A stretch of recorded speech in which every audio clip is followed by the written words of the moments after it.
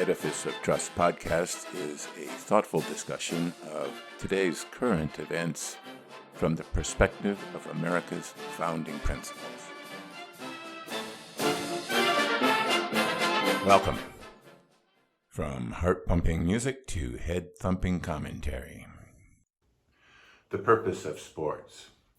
Recently, Olympic hopeful hammer thrower Gwen Berry threw a temper tantrum on the podium as she won the third-place position on the U.S. Olympic team. She was pissed off and angry at the playing of the U.S. national anthem, so she turned her back on the flag and put a t-shirt over her head. Not a very mature reaction to what should have been one of Miss Berry's greatest achievements in life, an achievement thousands of athletes strive for and few obtain, a position on the U.S. Olympic team.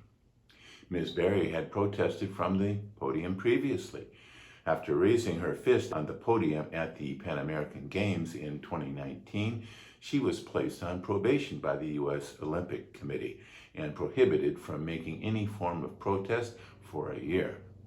However, in the wake of the Black Lives Matter protests, after the murder of George Floyd and the leftward lurch by many U.S. institutions, strict restrictions of protests, quote, in support of racial and social justice for all human beings, unquote, was permitted.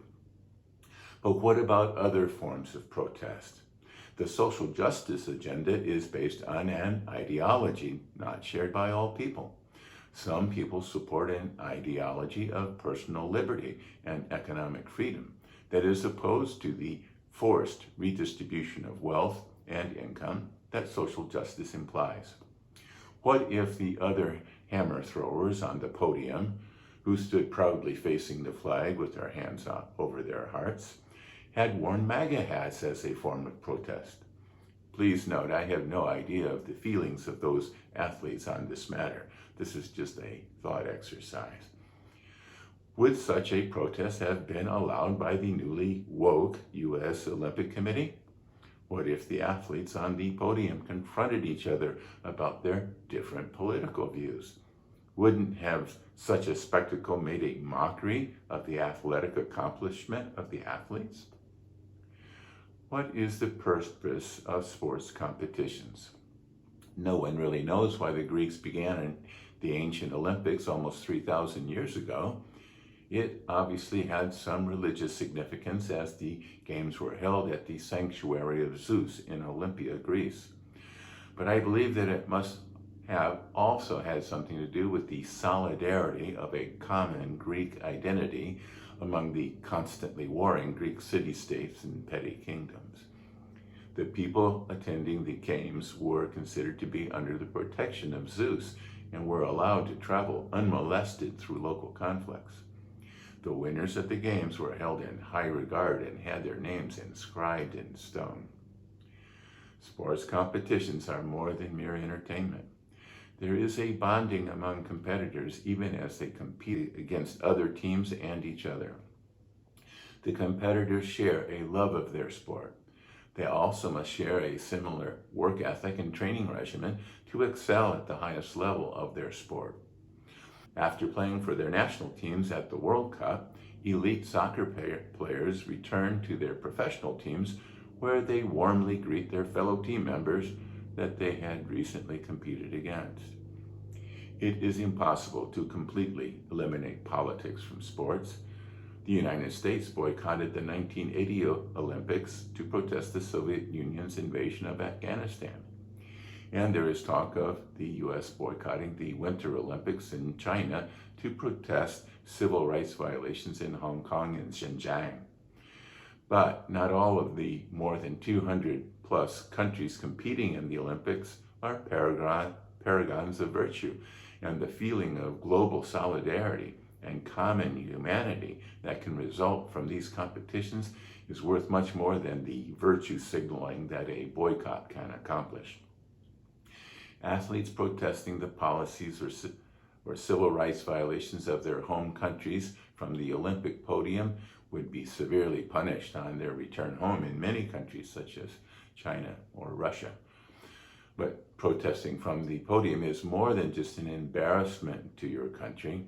It is divisive. It tells your teammates that your politics outweigh the team's accomplishment at the games. It ruptures the sense of solidarity that sports competitions are intended to create. Jesse Owens had considered boycotting the 1936 Berlin Olympics as a protest against Hitler's fascist regime, as well as a stand against segregation and Jim Crow in the United States. He was eventually convinced to attend and won 4 gold medals. Owens claimed that Hitler shook his hand, but that progressive icon, President Franklin Delano Roosevelt, would not. At least most Americans were proud of Owens' accomplishments, and still are. Jesse Owens made Americans proud and did far more to advance the civil rights of the Black community than would Ms. Berry's petulant protests, should she ever get to the Olympic podium. Ponder that while you listen to a brief message. My latest book, The People's God, Ruminations about God, Religion, and the Future of Western Civilization, has just been published. The book traces the origins of religion and how religions have affected civilizations throughout history. It looks at the increasing secularization in Western countries and analyzes whether a just and moral society can survive without religion. Now available at Amazon, Barnes & Noble, and Apple Books. You can find the links to these retailers on my website, www.edificeoftrust.com. Thank you. Welcome back. From Jesse Owens' Olympic gold to Jackie Robinson's breaking the color barrier in Major League Baseball, sports competitions have done a lot to overcome the racism and prejudice that pervaded America in the first half of the 20th century. And Jesse Owens and Jackie Robinson were not on their respective teams as tokens of a minority race. They made the teams because they excelled at their sports. Owens tied the world record for the 100-yard dash in high school and broke 4 world records in a 45-minute period at a track meet in Ann Arbor, Michigan. Before being called up to the majors, Jackie Robinson was the only Negro in the minor leagues, but was the minor leagues MVP with a .349 batting average and a .985 fielding percentage. Sports competition is a meritocracy, and the big leagues like MLB, NFL, and NBA are the ultimate meritocracies. If you can help the team win and help fill up the stadiums and raise TV ratings, you will be given the opportunity no matter your race or creed.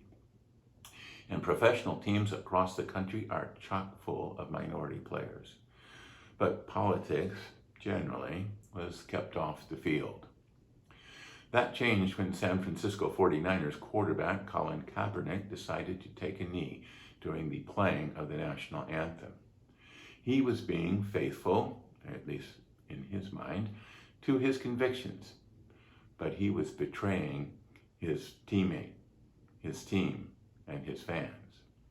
His kneeling for social justice placed a burden on his teammates. Should they join him? If they didn't join him, would people think they were bigots? Soon, the game was secondary to the kneeling. Progressives praised Kaepernick. President Trump condemned him.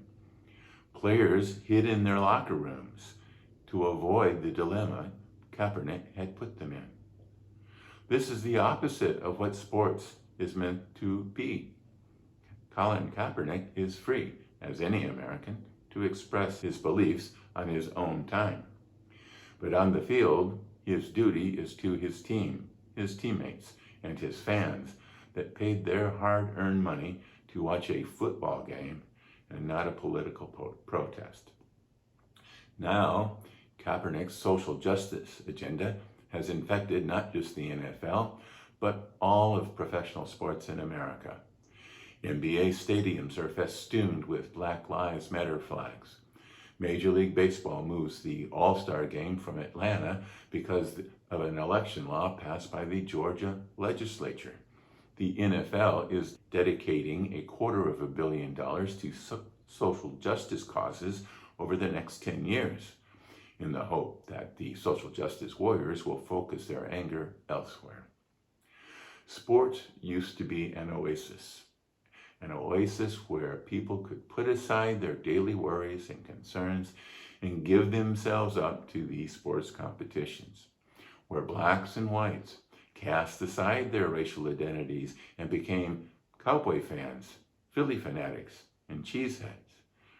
Now, one of the last respites from constant divisive politics has been taken from us. Thanks a lot.